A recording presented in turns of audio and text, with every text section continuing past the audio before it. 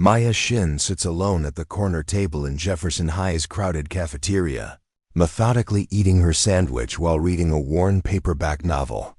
Her oversized hoodie practically swallows her small frame, and thick-rimmed glasses perch on her nose. Students flow around her table like she's invisible, which is exactly how she prefers it. Before we jump back in, tell us where you're tuning in from, and if this story touches you, make sure you're subscribed because tomorrow I've saved something extra special for you. 3 tables away, Brittany Walsh tosses her platinum blonde hair and surveys the cafeteria like a queen surveying her kingdom. As captain of the cheerleading squad and daughter of the city's most successful real estate mogul, she's used to getting whatever she wants. Her 2 loyal followers, Jessica Martinez and Ashley Thompson, hang on her every word. "God, look at that weird girl over there," Brittany sneers, pointing her perfectly manicured finger toward Maya. "She's been sitting alone every single day. For 3 weeks. Doesn't she know how pathetic that looks?" Jessica giggles nervously. "Maybe she just likes reading?" "Reading?" Brittany scoffs. "At lunch? That's social suicide." She stands abruptly, her designer heels clicking against the linoleum floor. "I think it's time someone taught her how things work around here." Maya doesn't notice the approaching storm. She's completely absorbed in her book, occasionally tucking a strand of black hair behind her ear. Her backpack sits beside her chair, a simple navy blue canvas bag that's clearly seen better days. Small tears dot the fabric and the zippers stick from overuse. "Hey, bookworm." Brittany's voice cuts through the cafeteria chatter like a blade. Maya looks up slowly, her dark eyes meeting Brittany's piercing blue ones. She doesn't say anything, just blinks once and looks back down at her book. "Did you just ignore me?" Brittany's voice rises an octave. Several nearby students turn to watch. "I'm talking to you, freak." "I heard you," Maya responds quietly, not lifting her eyes from the page. "I just don't have anything to say." Ashley and Jessica exchange glances. They've seen Brittany angry before, but there's something different about the way her jaw clenches now. Something dangerous. "You don't have anything to say?" Brittany repeats, her voice dripping with mock sweetness. "Well, I have plenty to say. Like how you're bringing down the entire social atmosphere of this school with your weird, antisocial behavior." Maya finally closes her book, marking her place with a napkin. She looks up at Brittany with an expression that's neither afraid nor challenging, just tired. "I'm not bothering anyone. I'm just trying to eat my lunch." "You're bothering me," Brittany snaps. "Your whole existence is bothering me. This is my school, and I don't like having weirdos lurking in corners making everyone uncomfortable." "I'm not lurking," Maya says evenly. "I'm sitting at a table, eating food, and reading a book. Those are all normal activities." The calm in Maya's voice seems to infuriate Brittany even more. She's used to people cowering when she raises her voice, used to immediate apologies and desperate attempts to win her approval. Maya's steady composure feels like a personal insult. "Normal?" Brittany laughs harshly. "There's nothing normal about you.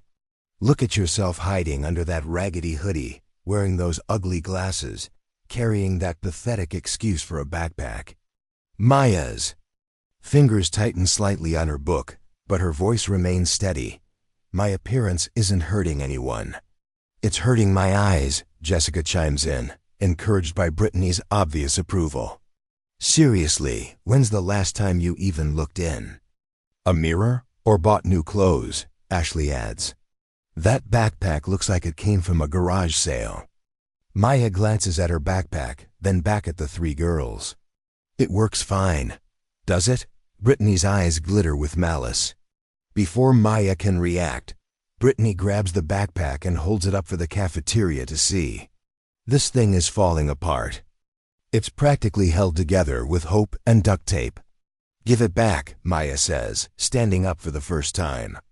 Even at her full height, she barely reaches Brittany's shoulder. "Or what?" Brittany taunts, holding the backpack higher. What are you going to do about it, Mouse? Maya extends her hand calmly.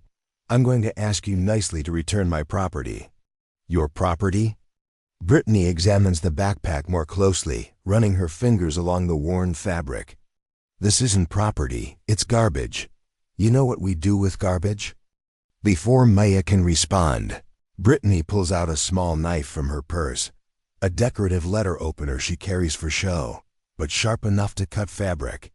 In one swift motion, she drags the blade across the backpack's main compartment, creating a jagged tear that immediately starts spilling Maya's belongings onto the floor.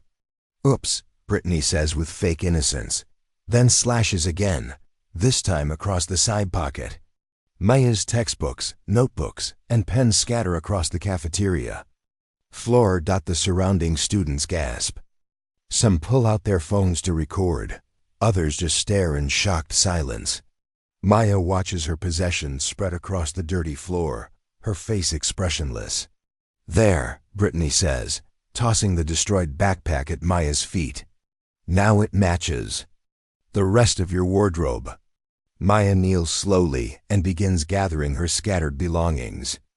A notebook has fallen open, revealing pages of neat handwriting and detailed diagrams. A pencil case has burst open, spilling art supplies everywhere. Her lunch money, crumpled dollar bills, and loose change lies scattered like confetti. Look. At that, Jessica points at the money on the floor. She's so poor she pays for lunch with pocket change.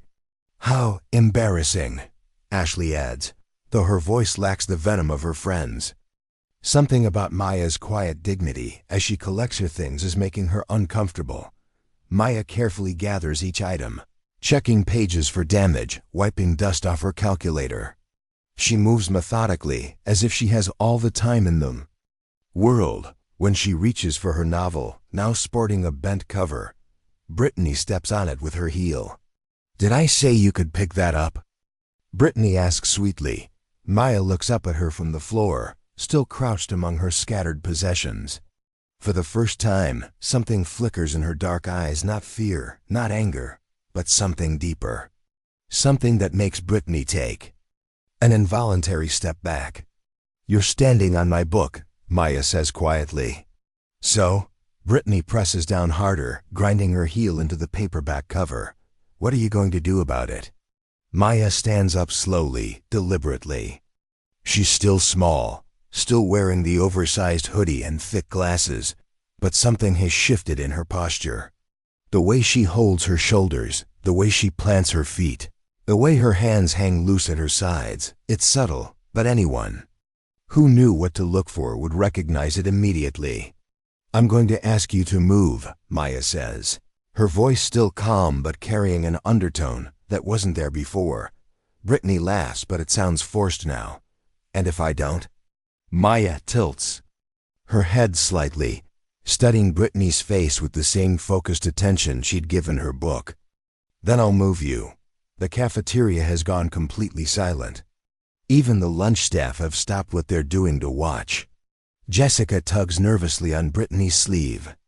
Maybe we should just go, Jessica whispers. We made our point. But Brittany is too committed now, too aware of all the eyes watching her. She can't back down in front of the entire school. Instead, she leans down and picks up Maya's novel, holding it just out of reach. You want this back? She taunts. Come and get it. Maya doesn't move toward the book. Instead, she takes a single step forward, closing the distance between them. Brittany, expecting Maya to lunge for the novel, is caught off guard by the calculated nature of the movement. Last chance, Maya says softly. Give me back my book and walk away. Brittany's grip tightens on the paperback. Or what? What's a little mouse like you going to do to me? Maya's response is barely audible, but in the dead silence of the cafeteria, everyone hears it clearly. You really don't want to find out. There's something in her tone, a quiet confidence that has nothing to do with bravado and everything. To do with absolute certainty that makes Brittany's smile falter. For just a moment, she sees something in Maya's eyes that makes her wonder if she's made a terrible mistake. But it's too late to back down now. Too many people are watching. Too much of her reputation is on the line. "Try me," Brittany says, ripping the book in half. The sound of tearing paper echoes through the cafeteria like a gunshot. Maya watches the two halves of her novel fall to the floor, her face still perfectly calm. But her hands, hanging at her sides, slowly curl into fists. "Bad choice," Maya says quietly. And that's when Brittany realizes she's about to learn exactly what happens when you corner a mouse that isn't actually a mouse at all. Preparing and narrating this story took us a lot of time, so if you are enjoying it, subscribe to our channel. It means a lot to us. Now back to the story. Maya's transformation happens in the space of a heartbeat. One moment she's the quiet girl crouched on the floor gathering her scattered belongings, and the next she's moving with fluid precision that catches everyone off guard. Brittany barely has time to register what's happening before Maya's hand shoots out and grabs her wrist knot. Roughly, but with a grip that's firm enough to make Brittany gasp. The cheerleader tries to pull away, but Maya's fingers are positioned exactly where they need to be to control the joint. "What the hell?" Brittany starts, but Maya cuts her off with a gentle squeeze that sends a sharp pain shooting up her arm. "Pressure." "Point," Maya explains conversationally, as if she's discussing the weather.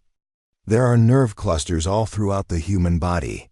Most people don't know where they are, but if you press just right." She adjusts her grip slightly, and Brittany's knees buckle. "Let go of me." Brittany shrieks, but her voice is strained with pain. "In a moment," Maya says calmly.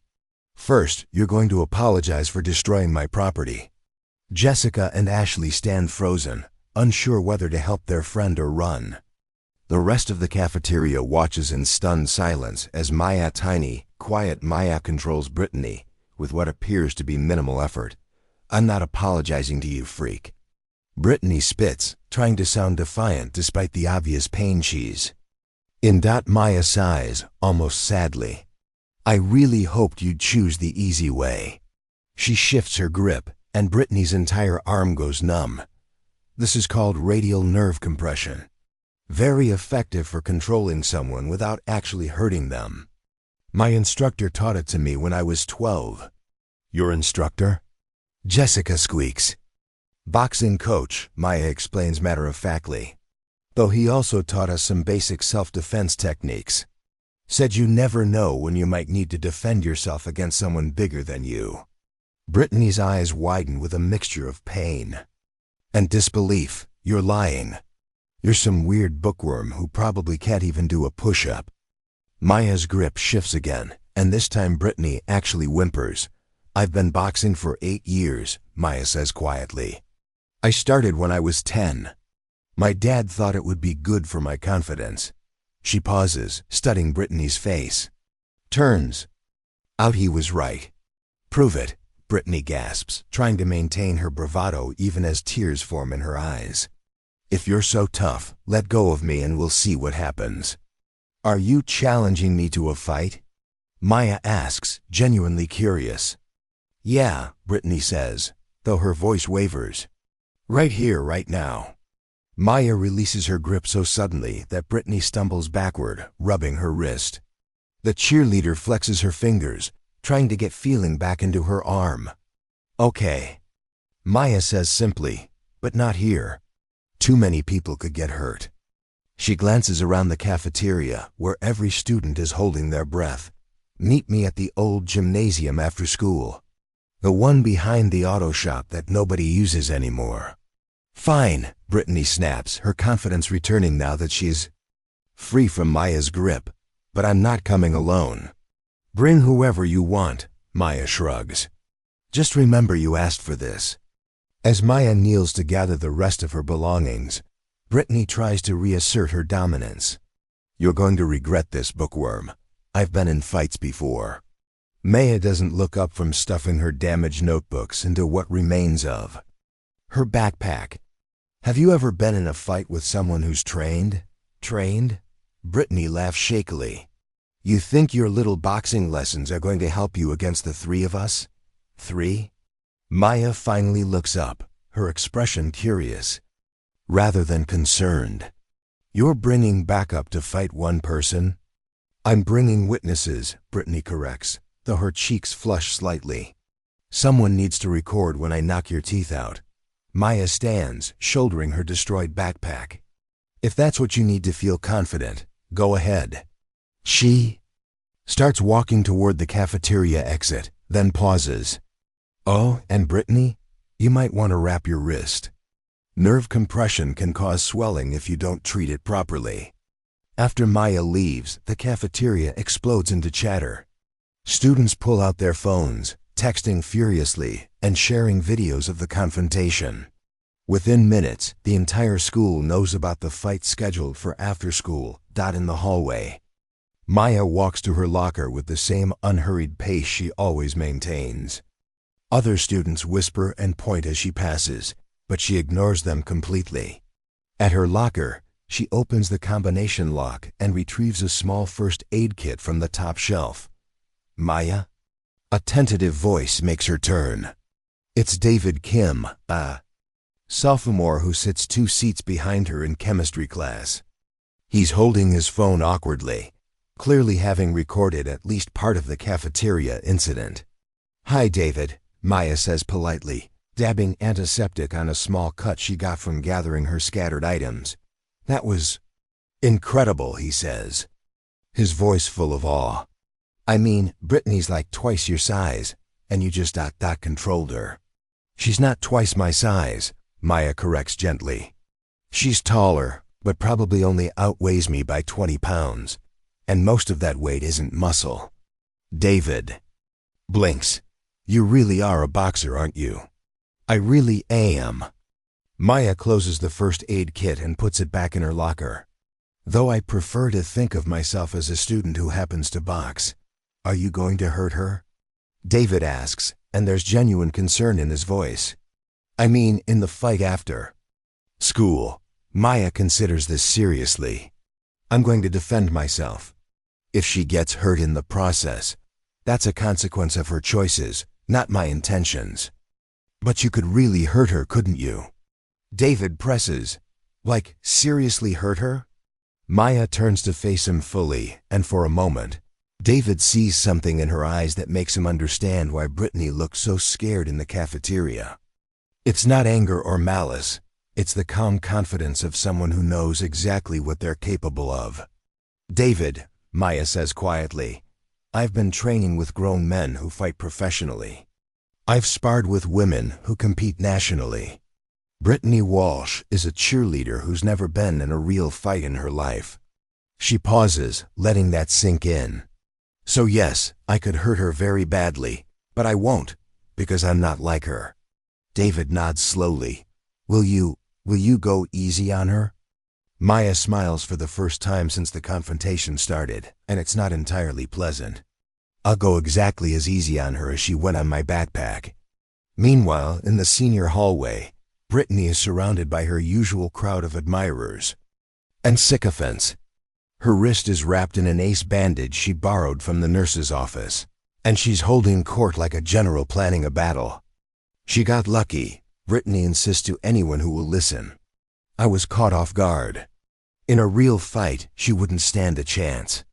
But she said she's been boxing for 8 years, points out Marcus Webb, a football player who's been quietly crushing on Brittany since freshman year.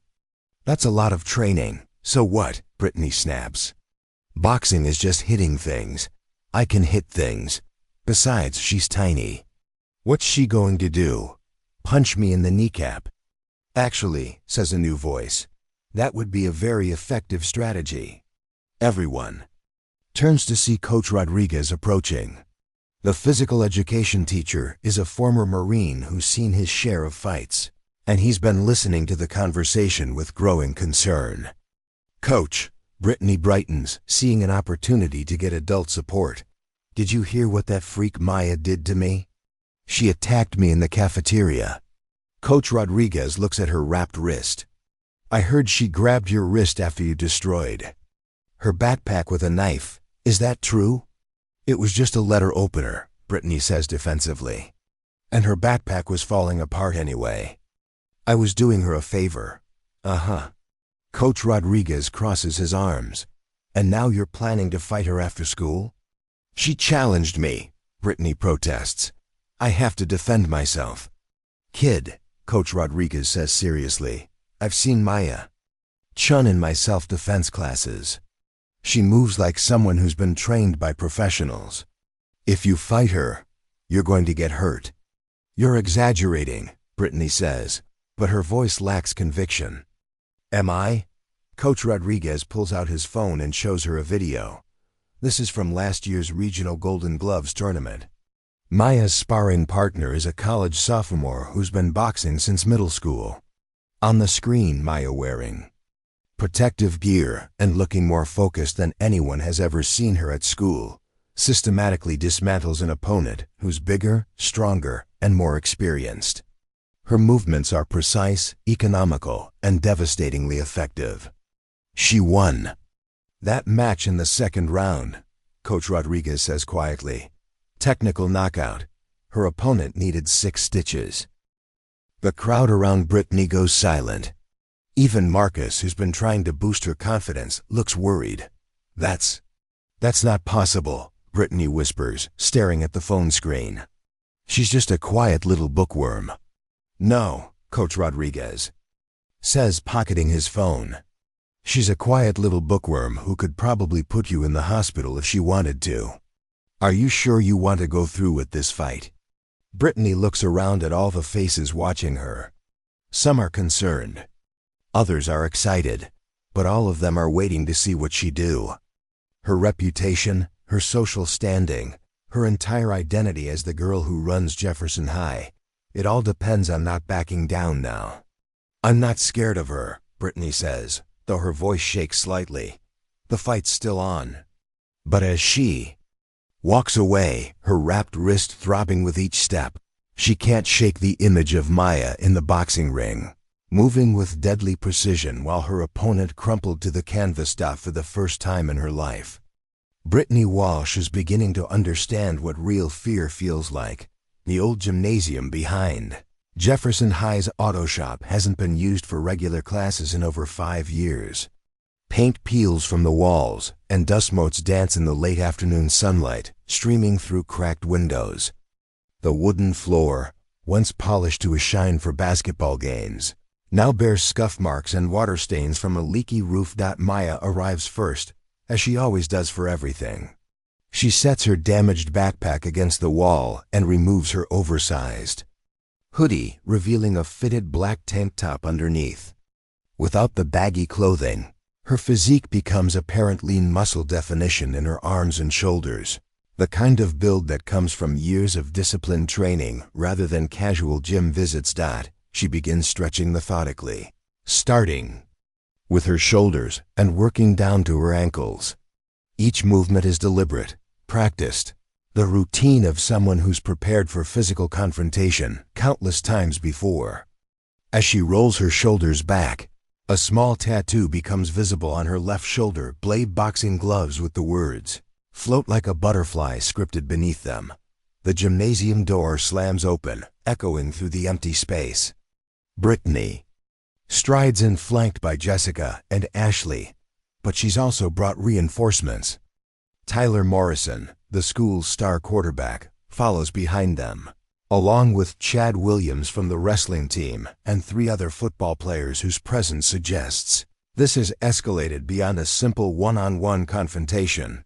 Look who decided to show up, Brittany announces, her voice carrying a forced confidence. She's changed into designer workout clothes, a matching pink sports bra and leggings, set that probably cost more than Maya's entire wardrobe. Ready to get humiliated in front of everyone? Maya turns slowly, taking in the group of 7 people facing her. Her expression doesn't change, but she does pause in her stretching routine. You brought the wrestling team? Insurance, Tyler says with a smirk. He's used to intimidating people with his size at 6'3" and 200 pounds of muscle. He's accustomed to being the biggest person in any room. Can't you get lucky again? Lucky? Maya tilts her head, genuinely curious.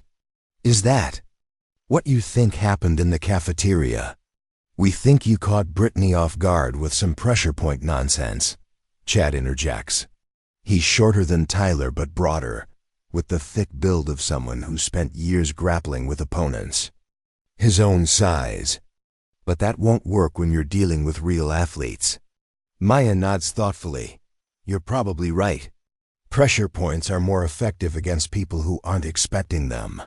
She removes her glasses and places them carefully on top of her backpack. Without them, her dark eyes seem sharper, more focused. Good thing I know other techniques. Brittany steps forward, trying to reclaim control of the situation. This is between me and her. The rest of you are just here to make sure she doesn't try anything dirty. 7 against 1 seems pretty dirty to me, Maya observes mildly. You should have thought about that before you decided to mess with me, Brittany snarls. She's worked herself into a rage over the past few hours, replaying the cafeteria incident and imagining all the ways she restore her reputation. Nobody disrespects me in my school. Your school? Maya begins wrapping her hands with athletic tape she's pulled from her backpack. The movements are quick, efficient, and professional. I wasn't aware Jefferson High had been sold to your family. Don't get smart with me, Brittany snaps. You know what I mean. I know what you think you mean, Maya corrects, testing the tightness of the wraps around her knuckles. But ownership and social influence aren't the same thing.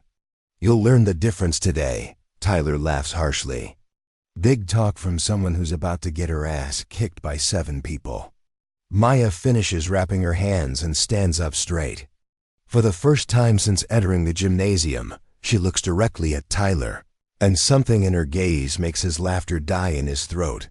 Tyler Morrison, she says conversationally.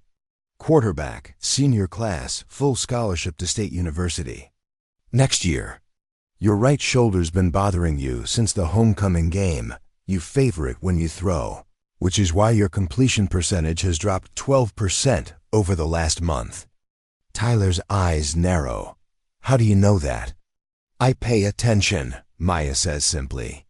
Chad Williams, wrestling team captain, state finals 2 years running. You have a habit of dropping your left elbow when you shoot for takedowns, and you're overconfident about your ground game against smaller opponents. She shifts her gaze to the other football players.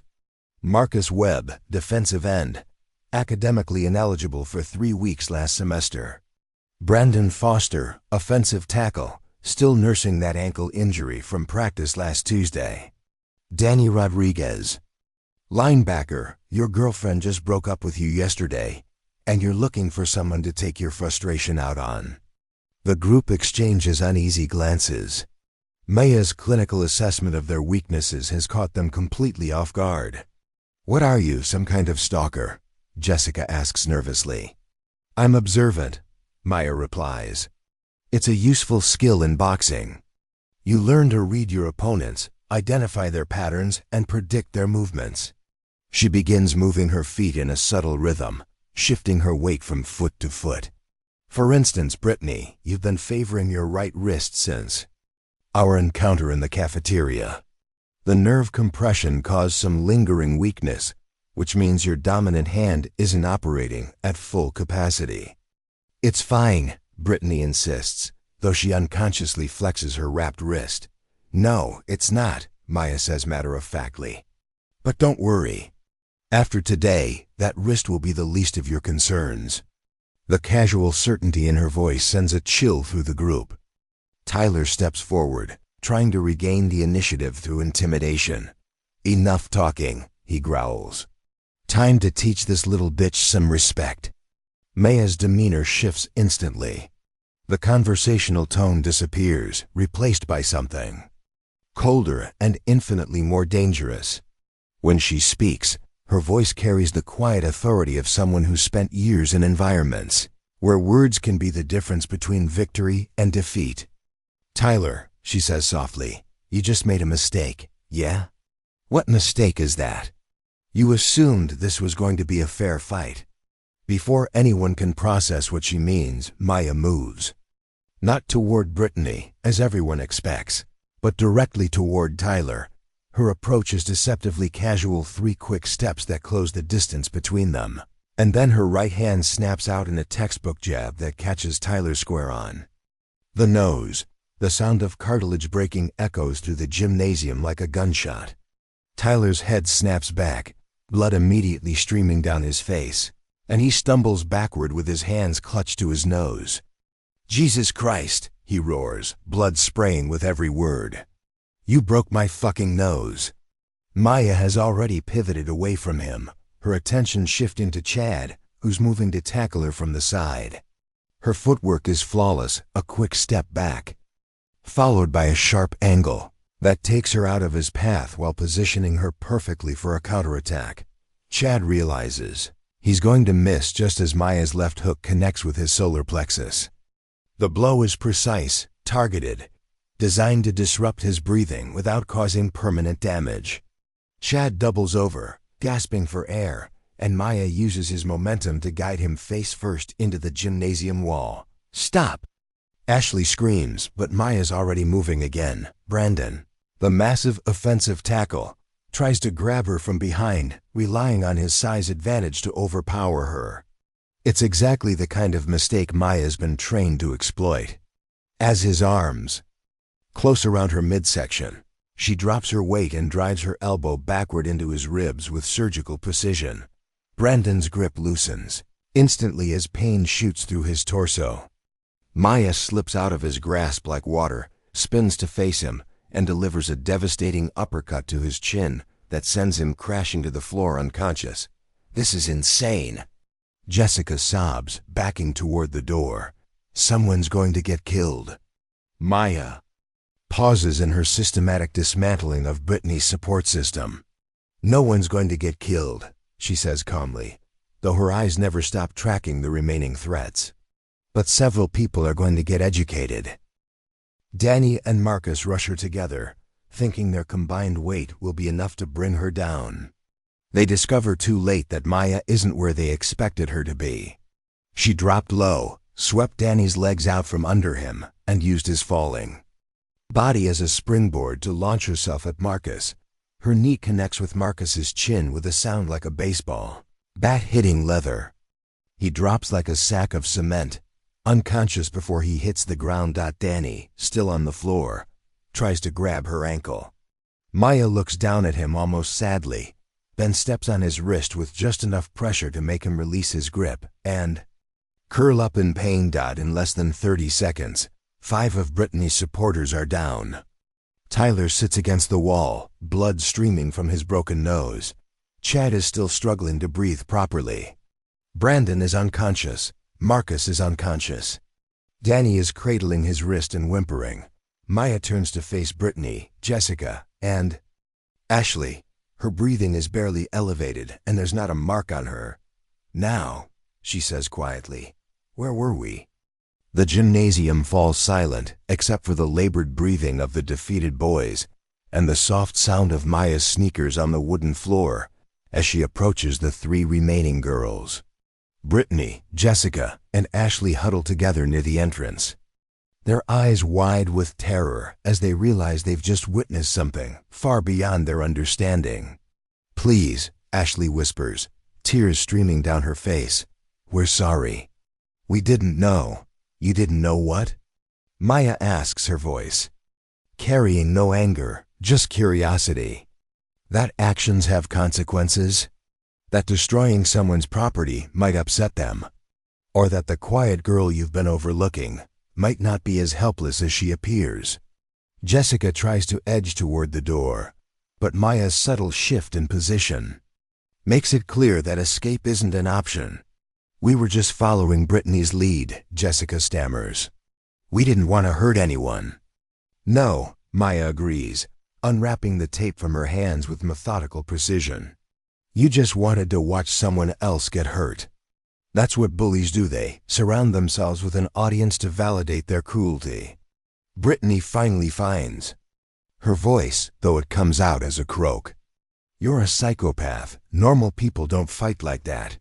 Maya pauses in unwrapping her hands, considering this assessment. "You're right. Normal people don't fight like that. Normal people run away when confronted by superior numbers. Normal people call for help when threatened. Normal people don't systematically disable multiple opponents in under a minute. She finishes with the tape and flexes her fingers. But I'm not a normal person, am I? What are you? Brittany asks, her voice barely audible.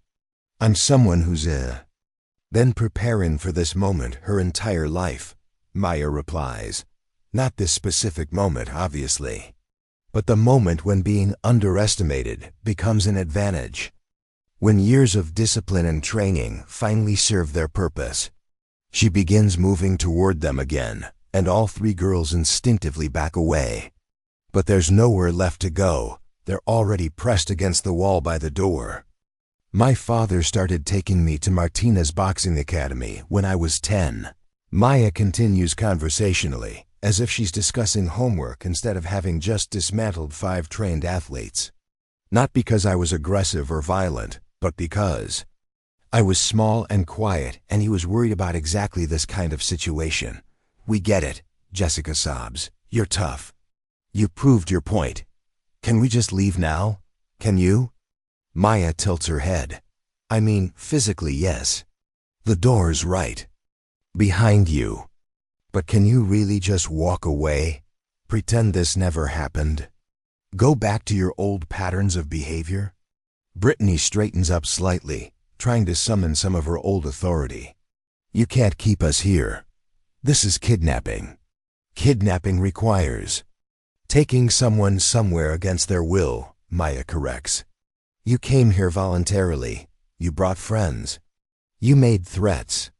I simply defended myself against multiple attackers. She gestures toward the grown-in boys scattered around the gymnasium. Any security camera would show clear self-defense. 7 against 1 doesn't look like self-defense, Ashley points out desperately. Exactly, Maya smiles, and it's not a pleasant expression. 7 trained athletes attacking 1 small girl. The optics are terrible for you. Especially when the video shows me trying to de-escalate while your boyfriend Tyler escalated to violence. Brittany's face goes pale. What video? Maya nods toward the corner of the gymnasium, where a small security camera is mounted near the ceiling. A red light blinks steadily beneath its lens. This building might be old, but the security system was upgraded last year after some vandalism incidents. Everything that happened here is recorded. The 3 girls follow her gaze, and Jessica actually whimpers when she sees the camera. Oh my God, we're going to get expelled. Probably, Maya agrees. 7 people ganging up on 1 student, using weapons to destroy personal property, making threats. Jefferson High has a zero-tolerance policy on bullying, doesn't it? You could delete the footage, Brittany says quickly. Or tell them it was just a misunderstanding. We could all just forget this happened. Could we? Maya asks. Because 5 minutes ago, you were talking about humiliating me in front of everyone. You brought 7 people to ensure I couldn't defend myself. You destroyed my backpack with a knife and ripped up my book. Those don't sound like the actions of someone who wants to forget this happened. Behind them, Tyler struggles to his feet, blood still streaming from his broken nose. This isn't over, he growls through his hands. I'm going to what? You're going to what? Maya interrupts, turning to face him. Call the police? Explain to them how you and 6 other people attacked a girl half your size? Get your scholarship revoked when State University sees the assault charges? Tyler's threat dies in his throat as the reality of his situation sinks in. College scouts don't recruit players with criminal records. Here's what's going to happen, Maya continues, her voice taking on a businesslike tone. Tyler, you're going to the nurse's office to get that nose looked at. You're going to tell her you walked into a door. Chad, Brandon, Marcus, and Danny are going to do the same for their various injuries. And if we don't? Chad asks, still wheezing from the solar plexus shot. Then I'll be happy to explain to everyone exactly how 5 members of the football team and wrestling captain ended up injured in a fight with a bookworm. Maya says pleasantly, "I'm sure that will do wonders for your reputation." She turns back to the 3 girls. "As for you 3, you're going to help me with a little project." "What kind of project?" Ashley asks fearfully. Maya walks over to her damaged backpack and pulls out her phone. "We're going to make a video. A public apology where you explain exactly what you did and why it was wrong. You're going to post it on social media, and you're going to make sure everyone at Jefferson High sees it." "Absolutely not," Brittany snaps, some of her old defiance returning. "I'm not humiliating myself on the internet." "You're not humiliating yourself," Maya corrects. "You're taking responsibility for your actions." "There's a difference." She starts recording. "Of course. If you prefer, I could just post the security footage instead. I'm sure everyone would love to see the cheerleading captain and her friends getting their asses kicked by the quiet girl from chemistry class." Brittany's face cycles through several emotions: anger, fear, calculation, and finally resignation. She realizes she's trapped between 2 bad options and has to choose the less devastating one. "Fine," she says through gritted teeth. "What do you want us to say?" "The truth," Maya replies simply. "That you bullied me, destroyed my property, and faced consequences for your actions. That bullying is wrong, and you're going to do better in the future. And if we do this, you'll delete the security footage?" "I don't have access to the security footage," Maya admits. "But I'll make sure no one else sees it unless you give me a reason to share it." Jessica steps forward hesitantly. "What do you mean by give you a reason?" "I mean, if any of you ever bully anyone again, me, or anyone else at this school, then everyone gets to see exactly what happened here today," Maya explains. "Think of it as insurance. You behave yourselves, and your humiliation remains private. You don't, and it becomes very public." The boys have slowly gathered themselves together, helping each other toward the door. Tyler pauses before leaving, his voice muffled by his swollen nose. "Who the hell are you really?" he asks. Maya considers this question seriously. "I'm Maya Chen. I'm 17 years old. I have a 4.0 GPA. I've been boxing for 8 years, and I just want to finish high school without having to hurt anyone else." She looks directly at him. "The question is, are you going to let me do that peacefully, or do we need to have this conversation again?" Tyler doesn't answer. He just pushes through the door and disappears into the late afternoon sunlight, followed by his battered teammates. Maya turns back to the 3 girls, holding up her phone. "Ready to make that video?" As Brittany reluctantly steps in front of the camera, she realizes that her reign as Jefferson High's queen bee is officially over. The quiet girl with the destroyed backpack has just rewritten the entire social order of their school, and there's nothing any of them can do about it. "Hi," Brittany begins reluctantly, looking into the camera lens. "My name is Brittany Walsh, and I need to apologize. Maya watches through the phone screen as her tormentor begins confessing to the entire school. Justice, she reflects, comes in many forms. Sometimes it comes through official channels, sometimes through social consequences, and sometimes through a perfectly executed left hook to the solar plexus. But it always comes, one way or another. 3 weeks later, Jefferson High feels like a completely different school. Maya walks through the hallways with the same quiet confidence she's always possessed, but now other students part respectfully as she passes. Not out of fear exactly, but out of a newfound understanding that appearances can be deeply deceiving.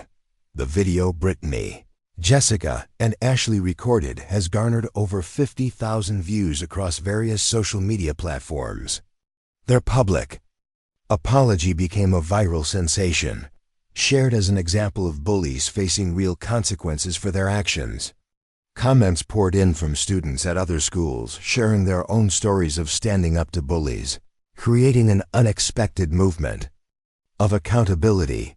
Maya's locker, once ignored by everyone except janitors, now regularly contains small gifts from grateful students. Thank you notes from kids who were previously too scared to speak up.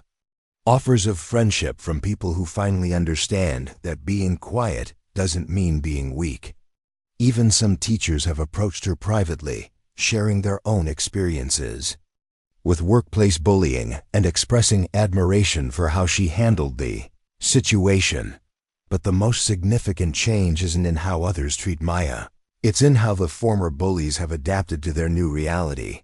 Brittany Walsh sits alone at lunch now, a dramatic reversal from her previous position at the center of Jefferson High's social universe. Her cheerleading squad, uncomfortable with the negative attention their captain attracted, voted her out of leadership. The college recruiters who once courted her for both academics and athletics have quietly withdrawn their offers after seeing the viral video. She picks at her salad with mechanical precision, occasionally glancing toward the corner table where Maya sits reading a new paperback novel, this one carefully protected in a clear plastic cover. The irony isn't lost on her that Maya has returned to the exact same spot and behavior that triggered Brittany's initial anger, but now no one would dare disturb her. Brittany? A tentative voice interrupts her brooding. She looks up to see David. Kim standing nervously beside her table, holding a lunch tray. Can I sit here? She gestures to the empty chairs around her. Apparently these seats are available now. David sits down carefully, clearly unsure how to navigate this conversation. I wanted to thank you, he says quietly. Thank me? Brittany laughs bitterly. For what? Becoming the school's biggest joke? For apologizing, David says seriously. In the video. I know you probably didn't want to do it, but it meant something to people like me. Kids who get picked on and usually have to just take it. Brittany stares at him, trying to process this perspective. In all her planning and scheming over the past weeks, she never considered that her public humiliation might actually help someone. I used to get shoved into lockers twice a week, David continues. Had my lunch money stolen, my homework destroyed, the usual stuff. But after your video went viral, it's like everyone realized that actions have consequences. The bullying just stopped. So my social side accomplished something positive, Brittany says dryly. Maybe, David shrugs. Or maybe you just learned something that the rest of us already knew, which is that treating people with respect costs nothing, but treating them badly can cost everything. Across the cafeteria, Maya notices the conversation but doesn't intervene. She's learned that real change has to come from within, and forcing interactions rarely leads to genuine growth. Her phone buzzes with a text message from Coach Martinez at the Boxing Academy. Golden Gloves Regional Tournament next month. You ready to show them what Jefferson High's secret weapon can do? Maya smiles and types back. I'm not secret anymore, but yes, I'm ready. The truth is, she's been ready for months. The confrontation with Brittany and her crew was barely a warm-up compared to facing trained fighters in the ring. But it served an important purpose. It showed her that all those years of discipline and training weren't just about winning trophies or building physical strength.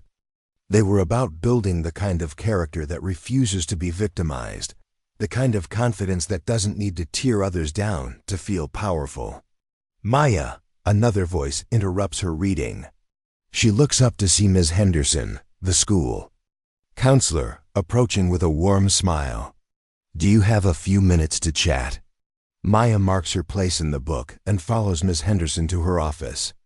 The walls are covered with motivational posters and college brochures, but Ms. Henderson goes straight to her desk and pulls out a thick folder. I've been getting calls, she says without preamble. Lots of calls. From anti-bullying organizations.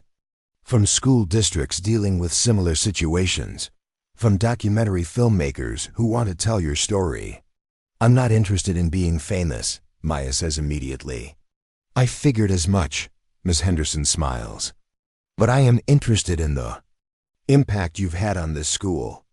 Bullying incidents are down 70% since your encounter with Brittany. Students are reporting problems instead of suffering in silence. Teachers are paying closer attention to social dynamics in their classrooms. That's good, Maya says simply. It's more than good, it's transformative. Which is why I wanted to talk to you about something. Ms. Henderson opens the folder and pulls out several official-looking documents. There's a program called Student Ambassador for Anti-Bullying Initiatives. It's sponsored by the State Education Department, and it would involve traveling to other schools to share your experience and help implement prevention programs. Maya considers this carefully. Would I have to tell this story over and over again? Not the fight itself, Ms. Henderson clarifies. More about the mindset that prevented you from becoming a victim. The importance of developing confidence and skills. The difference between being prepared to defend yourself and looking for fights. What about my boxing training? That would be part of it. Physical fitness and self-defense classes as components of anti-bullying programs. Teaching kids that strength isn't about intimidating others. It's about protecting yourself and standing up for people who can't protect themselves. Maya thinks about David Kim's words at lunch about how Brittany's forced apology somehow helped other students find their voices. Maybe there's value in turning her private struggle into something that could help others. I'll consider it, she says finally. But I have conditions. Name them. No sensationalizing. No quiet girl destroys bullies headlines. If I do this, it's about prevention and education, not entertainment. Agreed. And I want Brittany involved. Miss Henderson's eyebrows rise in surprise. Brittany Walsh? Why? Because someone who's been on both sides of bullying might have insights that I don't, Maya explains. And because redemption stories are more powerful than revenge stories. Later that afternoon, Maya finds Brittany sitting alone on the bleachers, overlooking the football field where Tyler and his teammates are running practice drills. Several of them are wearing protective gear for injuries that are taking longer to heal than they initially expected. Watching your handiwork? Brittany asks without looking up as Maya sits down beside her. Watching people learn to be more careful about who they pick fights with. Maya corrects. They sit in comfortable silence for several minutes, watching the practice unfold. Finally, Brittany speaks. I keep thinking about what you said. About me not owning the school. What about it? I realize I never actually wanted to own anything. I just wanted to feel like I mattered. Like I had some kind of control over my environment. Brittany finally looks at Maya. Turns out destroying other people's sense of control doesn't actually give you any. No, Maya agrees. It just makes everyone around you miserable, including yourself. So how do you do it? Have real control, I mean. Maya considers this question seriously. You don't control other people. You control yourself. Your reactions. Your choices, your responses to difficult situations. Everything else is just variables you have to adapt to. Is that what boxing taught you? Among other things. Maya pulls out her phone and shows Brittany the text from Coach Martinez. I have a tournament coming up. Want to come watch? Brittany stares at the phone in surprise. You want me to come to your boxing match? I want you to see what positive aggression looks like. What it means to channel competitive instincts into something constructive instead of destructive. After everything I did to you? Especially after everything you did to me, Maya says. Because now you understand the difference between fighting for something and fighting against someone. 3 weeks later, Maya stands in the center of the ring at the regional Golden Gloves tournament, her gloved hands raised in victory. In the crowd, she can see her parents cheering wildly, Coach Martinez grinning with pride, and David Kim recording everything on his phone to share with the anti-bullying club he started at Jefferson High. But the face that surprises her most is Brittany Walsh, sitting in the front row and applauding with genuine enthusiasm. The former queen bee has traded her designer clothes for a simple t-shirt that reads, "Respect costs nothing" in bold letters across the front. After the match, as Maya signs autographs for young boxers who see her as proof that size doesn't determine strength, Brittany approaches with a nervous smile. "So," Brittany says, "about that student ambassador program Miss Henderson mentioned. Think there's room for a reformed bully on the team?" Maya grins, pulling off her gloves to reveal hands that are strong enough to defend herself, but gentle enough to help others up when they fall. "I think there's room for anyone who's willing to do the work to become better than they were yesterday." And in that moment, both girls understand that sometimes the most important victories happen outside the ring. In the quiet moments when people choose to build each other up instead of tearing each other down. The quiet girl with the destroyed backpack had taught them all a lesson that would last far longer than any bruise. True strength isn't about overpowering others. It's about empowering yourself and everyone around you to be better than they thought possible. Maya Chun, student, boxer, and now mentor, had turned her worst day at Jefferson High into the beginning of something extraordinary. And for the first time in her life, being underestimated had become her greatest advantage. The auditorium at Roosevelt Middle School buzzes with nervous energy as 7th and 8th graders file into their seats. Teachers line the walls, clipboards in hand, while administrators check their watches anxiously. Today marks the launch of the state's most ambitious anti-bullying initiative, and everyone knows they're about to witness something unprecedented. Maya Chun, now 22 and a junior at State University studying psychology with a minor in conflict resolution, stands backstage adjusting her wireless microphone. She's traded her oversized hoodies for professional attire, a navy blazer over dark jeans and comfortable sneakers that hint at her athletic background. Her thick glasses have been replaced with contacts, revealing eyes that hold both warmth and unmistakable steel. "Nervous?"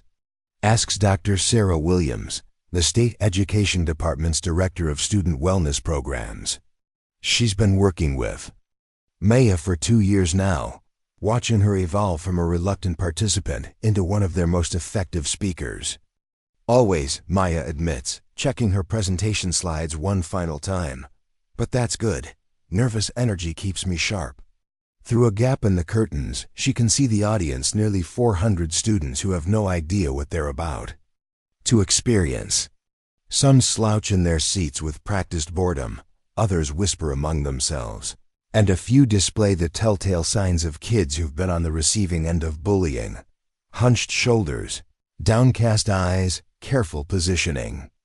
Near exits, "Ladies and gentlemen," the principal's voice echoes through the sound system.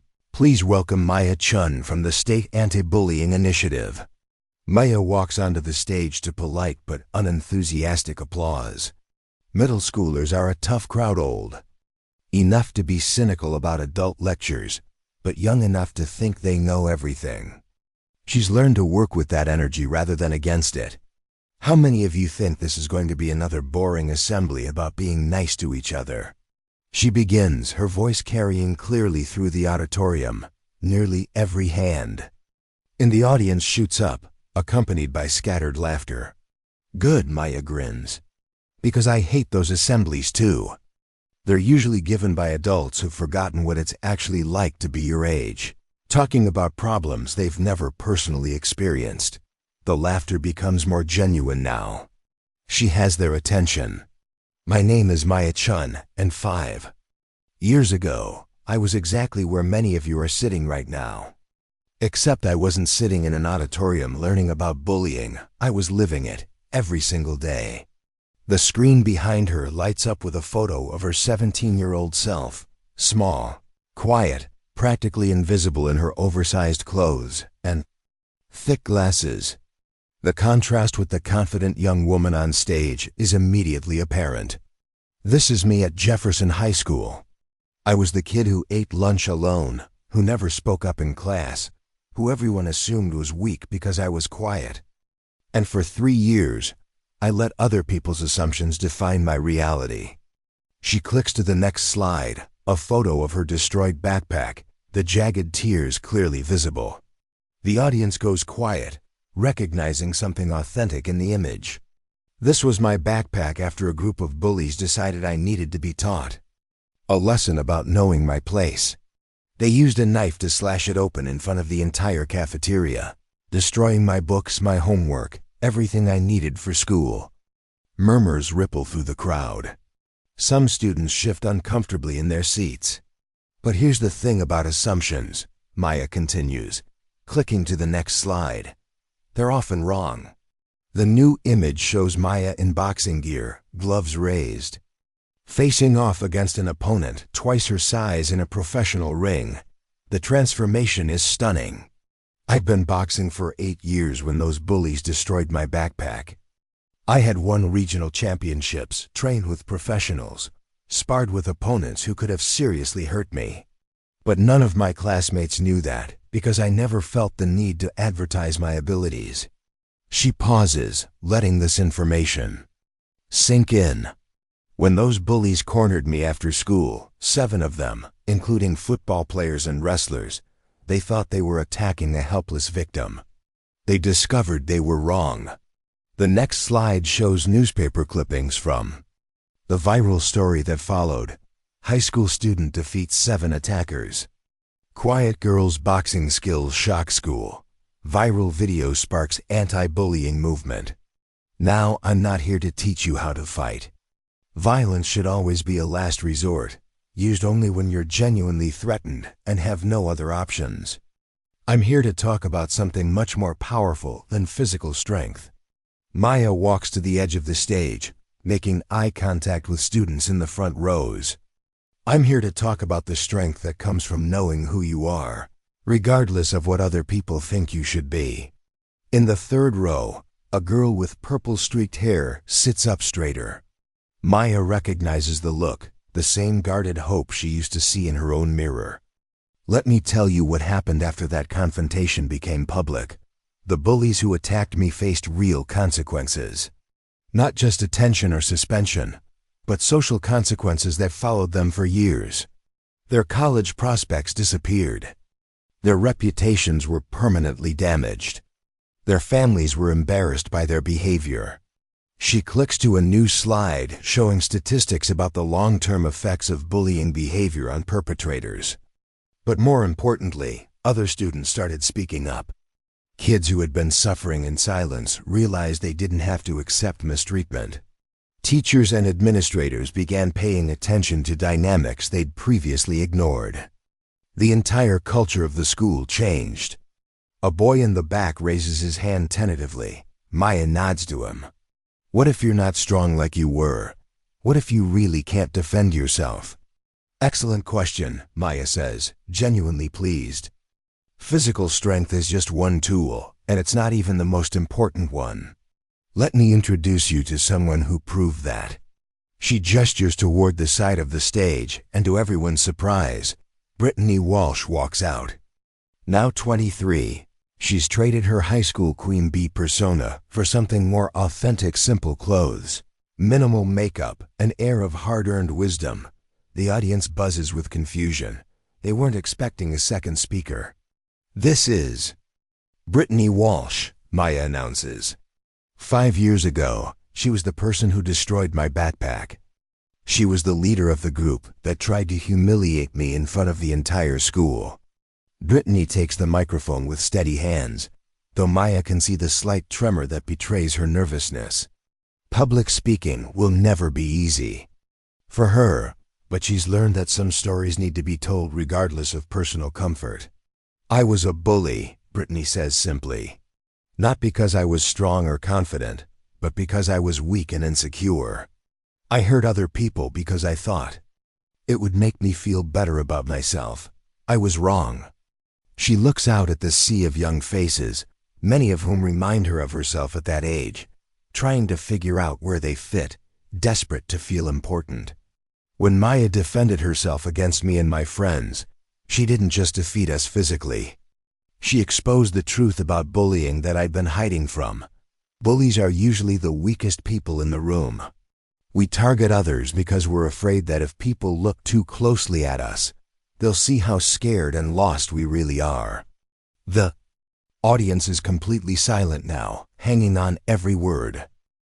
I lost everything after that confrontation. My social status, my college prospects, most of my friends.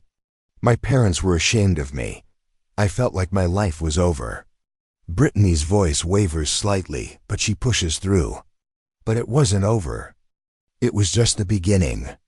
She clicks to a new slide showing her graduation photo from community college, then another of her working with elementary school children. I spent 2 years in therapy, learning why I felt the need to hurt other people. I enrolled in community college and studied child development. I volunteered in after-school programs working with kids who reminded me of my former victims.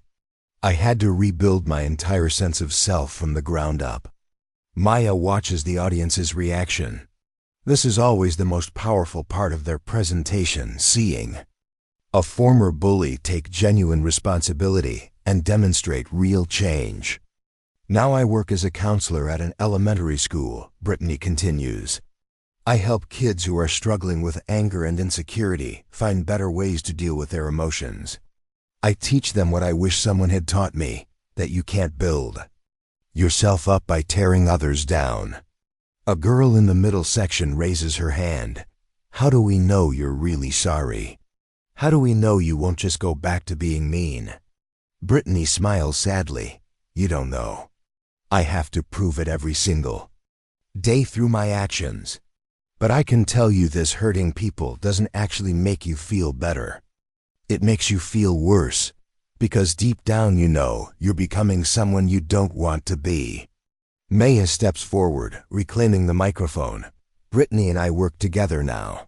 We travel to schools across the state sharing our story because we learned something important. Change is possible, but only when people take real responsibility for their actions.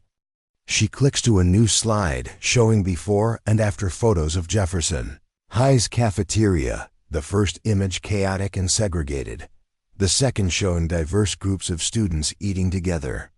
This is what Jefferson High looks like now. Bullying. Incidents dropped by over 80% after our confrontation went viral. Students created support groups for kids dealing with social anxiety. Teachers implemented peer mediation programs. The entire school culture transformed. Maya pauses, scanning the audience. But the most important change wasn't in policy or programs. It was in individual students deciding they wanted to be better than they were before. People like David Kim, who was getting stuffed into lockers twice a week until he found the courage to speak up and ask for help. A new slide shows David, now a college freshman studying computer science, speaking at an anti-bullying conference. People like Jessica Martinez, who realized she'd been enabling bullying by staying silent and became an advocate for bystander intervention. Another slide, another transformation story. People like Tyler Morrison, who lost his football scholarship due to his behavior, but used that wake-up call to completely change his approach to conflict resolution. He's now studying to become a social worker. Maya clicks through several more slides showing former students who had turned their experiences into opportunities for growth and service. Here's what I want you to understand, Maya says, returning to center stage. You have a choice every single day about who you want to be. You can choose to be someone who lifts others up or tears them down. Someone who stands up for the vulnerable or exploits them. Someone who grows from their mistakes or repeats them endlessly. She makes eye contact with as many students as possible. Physical strength, intelligence, popularity, athletic ability, none of these things determine your character. Your character is determined by how you treat people who can't do anything for you, how you respond when you have power over someone else, whether you choose courage or convenience when faced with difficult situations. A teacher near the back raises her hand. What advice do you have for educators who want to create safer school environments? Pay attention, Maya responds immediately. Bullying rarely happens in isolation. There are usually warning signs, patterns of behavior, social dynamics that create opportunities for abuse. The most effective intervention happens before the situation escalates to violence. Brittany nods in agreement. And remember that bullies often need help too. Not excuses for their behavior, but support in developing better coping mechanisms. And social skills. Punishment without education rarely creates lasting change. We have about 10 minutes left, Maya announces. I want to open this up for questions, but first, let me share one final thought. She clicks to the last slide, a photo of her current boxing gym, where she trains young athletes from diverse backgrounds. I still box. One compete in amateur tournaments. I teach self-defense classes, and I train young fighters who want to develop discipline and confidence. But the most important thing boxing taught me wasn't how to throw a punch, it was how to stand up straight, look people in the eye, and refuse to be diminished by their opinions of me. She removes her blazer, revealing a t-shirt with strength. Through service printed across the front.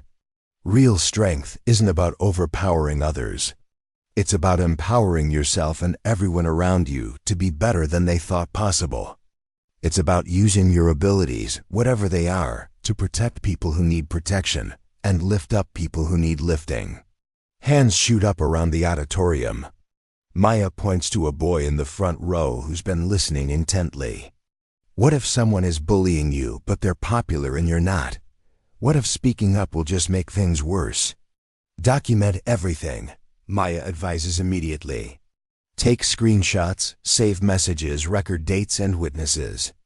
Most importantly, tell trusted adults even if you think they can't do anything immediately. Bullies rely on isolation and secrecy to maintain their power. But what if the adults don't believe you? Asks a girl with braces. Keep telling until someone listens. Brittany interjects. I spent years convincing adults that my behavior was normal teenage drama. Many of my victims gave up trying to get help because they thought no one cared. Don't give up. Someone will listen if you keep speaking. Maya points to another raised hand. Is it ever okay to fight back physically? Only when you're in genuine physical danger and have no other options, Maya says firmly. But remember, the goal of self-defense is to escape safely, not to win a fight. If you can run, run. If you can get help, get help.